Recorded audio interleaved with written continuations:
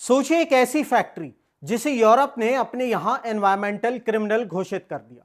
एक ऐसी फैक्ट्री जिसके मालिकों को कोर्ट ने 141 साल की सजा सुनाई। एक ऐसी फैक्ट्री जिसने वहां के पानी में ऐसा जहर घोला कि 3.5 लाख लोग आज भी उसका खामियाजा भुगत रहे हैं। यूरोप ने कहा यह फैक्ट्री हमारे लोगों के लिए खतरनाक है, इसे बंद करो। और फिर वही फैक्ट्री, वही मशीनें और वही खतरनाक केमिकल बनाने का फॉर्मूला चुपचाप जहाजों में लाद कर भारत भेज दिया गया। और इसका नया ठिकाना बना महाराष्ट्र के रत्नागिरी का लोटे परशुराम इंडस्ट्रियल एरिया, जहां भारतीय कंपनी लक्ष्मी ऑर्गेनिक इंडस्ट्रीज ने इसे खरीदकर फिर से खड़ा कर दिया। नमस्कार, मैं परवेश पामल और आप देख रहे हैं स्टोरीज ऑन स्पॉटलाइट। और आज हम सिर्फ एक खबर नहीं बल्कि द गार्डियन की उस रिपोर्ट की तह तक जाएंगे जो दावा करती है कि इटली का बैन किया हुआ कचरा आज भारत का बिजनेस बन गया है। और क्या हम विकास के नाम पर दुनिया का जहर खरीद रहे हैं? चलिए थोड़ा गहराई से समझते हैं। कहानी शुरू होती है इटली के वेनेतो रीजन से। यहां एक केमिकल कंपनी मितेनी एसपीए, यह कंपनी बनाती थी पीएफएस। सालों तक इस फैक्ट्री ने चुपचाप अपना केमिकल वेस्ट वहां की जमीन के नीचे पानी में छोड़ा। किसी को कुछ पता नहीं चला, लेकिन फिर 2013 में जब जांच हुई तो पैरों तले जमीन खिसक गई। इटली के इतिहास का सबसे बड़ा वाटर पोल्यूशन स्कैंडल सामने आया। पानी इतना जहरीला हो चुका था कि वहां एक रेड एरिया घोषित करना पड़ा। हजारों लोगों के खून में यही केमिकल पाया गया। नतीजा, 2018 में कंपनी बैंकरप्ट हुई और अभी जून 2025 में इटली की कोर्ट ने कंपनी के 13 पूर्व अधिकारियों को जेल भेज दिया। यूरोप ने तो अपनी सफाई कर दी, तो क्या कहानी खत्म? जी नहीं, कहानी तो अब शुरू होती है।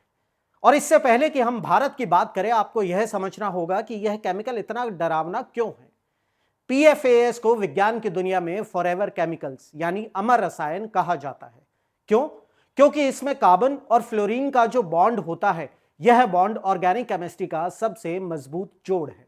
इसे ना धूप तोड़ सकती है, ना बैक्टीरिया और ना ही समय। और दिक्कत यह है कि यह आपके शरीर में बायो एक्यूमुलेट होता है, यानी एक बार अगर यह पानी के जरिए या किसी और माध्यम से आपके अंदर गया तो यह निकलता नहीं है। यह सालों तक आपके खून और अंगों में जमा होता रहता है। मेडिकल रिपोर्ट्स के मुताबिक इससे kidney and testicular cancer, thyroid disease और गर्भवती महिलाओं में हाई ब्लड प्रेशर और बच्चों का वजन कम होने जैसी समस्याएं होती हैं। इटली में मितेनी ने C604 नाम का एक नया केमिकल भी बनाया था, यह दावा करके कि यह सुरक्षित है। बाद में पता चला यह भी उतना ही खतरनाक था। और अब यही C604 बनाने की टेक्नोलॉजी भारत में आ चुकी है। और अब आते हैं उन सबूतों पर, क्योंकि यह कोई सुनी सुनाई बात नहीं है, यह लक्ष्मी ऑर्गेनिक इंडस्ट्रीज का अपना डॉक्यूमेंट है। आप स्क्रीन पर देख पा रहे हैं उनकी 2021 की इन्वेस्टर प्रेजेंटेशन। इस पर साफ लिखा है, forayed into high margin speciality fluorochemicals by acquisition of Miteni Italy. Company ने शान से अपने निवेशकों को बताया कि उन्होंने इटली की मितेनी के एसेट्स, पेटेंट्स और मशीनरी खरीद ली है। सोचिए, जिस मशीनरी को इटली की पुलिस ने एनवायरमेंट क्राइम का सबूत माना, उसे खोलकर पैक कर कर महाराष्ट्र के लोटे परशुराम इंडस्ट्रियल एरिया में शिफ्ट कर दिया गया। लक्ष्मी ऑर्गेनिक का कहना है कि उन्होंने यह सब लीगल तरीके से किया है और वो इस बात में बिल्कुल सही हैं। और आप सोच रहे होंगे हमारी सरकार ने इसे रोका क्यों नहीं? यही इस कहानी का सबसे दुखद हिस्सा है। हमारे पास IPEN की 2019 की रिपोर्ट है जिसमें साफ लिखा है, PFAS are unregulated in India. यानी जब यह डील हो रही थी तब भारत में इसे रोकने का कोई कानून ही नहीं था। भारत सरकार ने अक्टूबर 2020 में जाकर इस केमिकल्स को अंतरराष्ट्रीय स्तर पर खतरनाक माना, लेकिन तब तक बहुत देर हो चुकी थी। मशीनें रास्ते में थी और इसी लूप होल का फायदा उठाकर यह फैक्ट्री यहां लग गई। लक्ष्मी ऑर्गेनिक के एनवायरमेंटल क्लियरेंस डॉक्यूमेंट में लिखा है कि वो अपना वेस्ट वाटर CETP यानी कॉमन एफिलेंट ट्रीटमेंट प्लांट में भेजते हैं। एक्सपर्ट्स का कहना है कि भारत के CETP पुराने हैं, वो नॉर्मल कचरा साफ कर सकते हैं, लेकिन PFAS जैसे जिद्दी केमिकल को तोड़ने की क्षमता उनमें नहीं है। मतलब यह केमिकल फिल्टर हुए बिना सीधा हमारी नदियों में, मछलियों में और अंत में हमारे खाने में पहुंच सकता है। रत्नागिरी और लोटे परशुराम के स्थानीय लोग पहले ही मछलियों के मरने और हवा में बदबू की शिकायत कर रहे हैं। तो क्या हम एक और मितेनी स्कैंडल का इंतजार कर रहे हैं? और अब यह मुद्दा सिर्फ न्यूज रिपोर्ट्स तक सीमित नहीं रहा, यह आग अब महाराष्ट्र विधानसभा तक पहुंच चुकी है। हाल ही में एनसीपी एसपी के विधायक रोहित पवार ने विधानसभा में सरकार से तीखे सवाल पूछे हैं। उन्होंने साफ शब्दों में पूछा, जिस कंपनी की मशीनरी इटली में प्रदूषण के लिए बदनाम थी वो हमारे रत्नागिरी में क्यों चल रही है, और क्या एमपीसीबी पॉल्यूशन कंट्रोल बोर्ड ने इसकी सही जांच की है।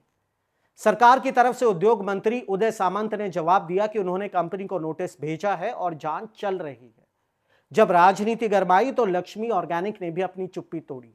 26 दिसंबर 2025 को कंपनी ने एक सफाई जारी की। उन्होंने कहा, मीडिया रिपोर्ट्स भ्रामक है, हमारा प्लांट पूरी तरह सुरक्षित है और हम भारत के हर नियम का पालन करते हैं। कंपनी कहता है कि हम गवर्नमेंट अप्रूव्ड प्लांट में वेस्ट बेचते हैं, लेकिन सच्चाई यह है कि वो प्लांट एक cooperative society Lote Parshuram environment protection cooperative society limited चलाती है और नेशनल ग्रीन ट्रिब्यूनल के रिकॉर्ड्स में केस नंबर 44 ऑफ 2023 के तहत इसी सोसाइटी पर केस चल रहा है। एनजीटी ने खुद माना है कि यह सोसाइटी पानी साफ करने में फेल हो रही है और गंदा पानी सोनपात्रा रिवर में जा रहा है। तो सवाल यहीं से खड़ा होता है, दावे सही हैं या दस्तावेज।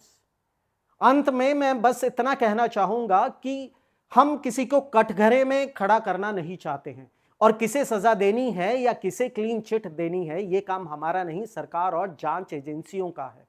लेकिन एक जागरूक नागरिक होने के नाते सवाल पूछना हमारा हक भी है और फर्ज भी। क्या हम हाथ पर हाथ धरे किसी आपदा के होने का इंतजार कर रहे हैं? क्या हमें इतना प्रोएक्टिव नहीं होना चाहिए कि हम खतरे को आने से पहले ही रोक दें, या फिर हम एक और भोपाल गैस त्रासदी का इंतजार कर रहे हैं ताकि उसके बाद मोमबत्तियां जला सके? अगर लक्ष्मी ऑर्गेनिक अपनी जगह सही है, उनका प्लांट सुरक्षित है, तो सरकार निष्पक्ष जांच करे और उन्हें क्लीन चिट दे। दूध का दूध और पानी का पानी होना चाहिए। लेकिन अगर द गार्डियन और रोहित पवार के उठाए सवालों में रत्ती भर भी सच्चाई है, अगर वाकई इटली का बैन किया हुआ जहर हमारे पानी में मिल रहा है, तो फिर यह सवाल सिर्फ एक कंपनी पर नहीं बल्कि उस पूरे सिस्टम पर है जिसने इसे यहां आने की अनुमति दी। हमें अपनी सरकार पर, अपने सिस्टम पर पूरा यकीन है कि वो मुनाफे और जनहित के बीच के फर्क को समझेगी और इस पर तुरंत एक्शन लेगी। क्योंकि याद रखिए, व्यापार दोबारा खड़ा हो सकता है, लेकिन अगर एक बार पानी जहरीला हो गया तो उसे वापस अमृत नहीं बनाया जा सकता। जागिए, सवाल पूछिए और इस वीडियो को शेयर कीजिए। मैं परवेश बामल स्टोरीज ऑन स्पॉटलाइट पर आपसे विदा लेता हूं। जय हिंद।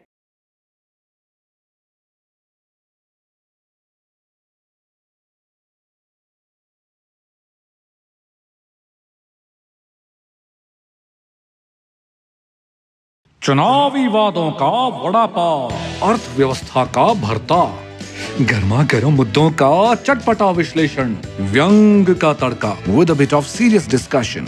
हर हफ्ते special episodes, stories on spotlight with Parvesh Pamil, only on Rapid Leaks YouTube channel.